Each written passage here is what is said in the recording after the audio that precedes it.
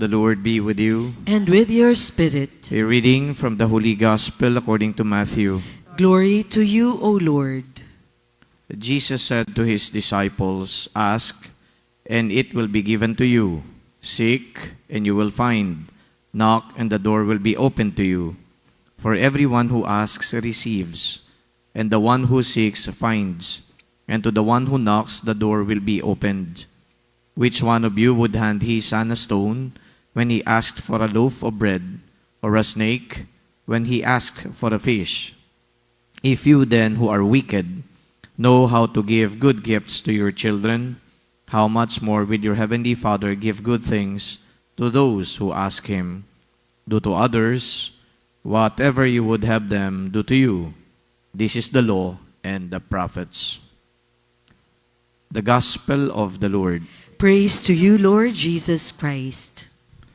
We just celebrated the 40th anniversary of EDSA Revolution, and it was a blessing for all of us, especially for EDSA Shrine. Perhaps not too many of you knew that we have to spend a lot for this celebration. But then again, God really provides.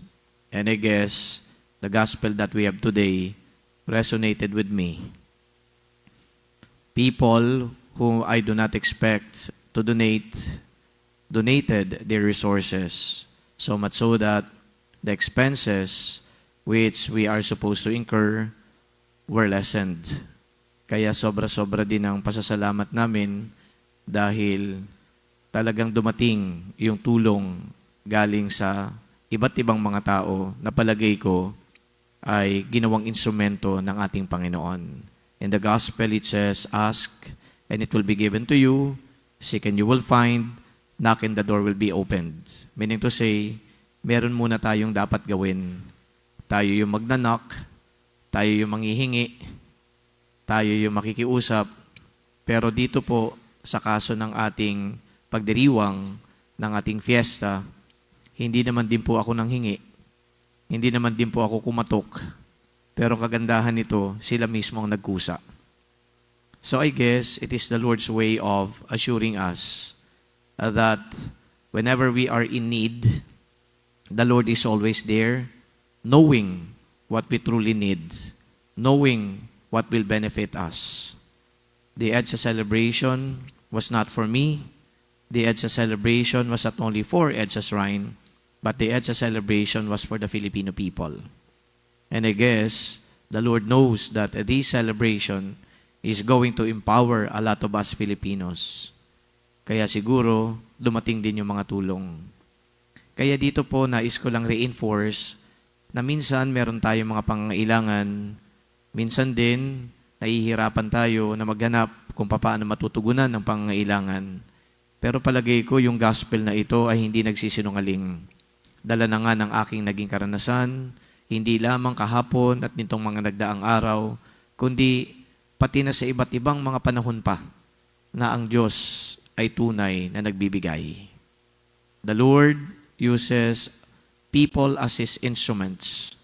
And so therefore, we should not anymore be surprised that there are generous people in our midst. And these are the people who you don't even ask to give. They just get out of their way, go out of their way, and then do their generous acts. Kaya ito ay pinagpapasalamat natin, hindi lamang sa mga tao na nagbigay, kundi galing sa puso na pinagpapasalamat sa Diyos. I will reiterate, God provides. God is generous. And out of the generosity of God, nakita natin yung mga instrumento o kinasangkapan niya sa pagbibigay ng tulong. So today, after the celebration of EDSA yesterday and the previous days, we have plenty of activities. We are thankful. I am grateful because we were able to make it. We were able to provide services to the people, and I owe it not only to the generous benefactors, but also to God, more importantly. As we continue to celebrate this Mass, maybe a lot of us may not have yet experienced na parang buhusan ng biyaya. Pero wag po nating kakaligtaan, maliliit man yan, hindi man yan buhos, maliliit man yan, is still consider them as blessings.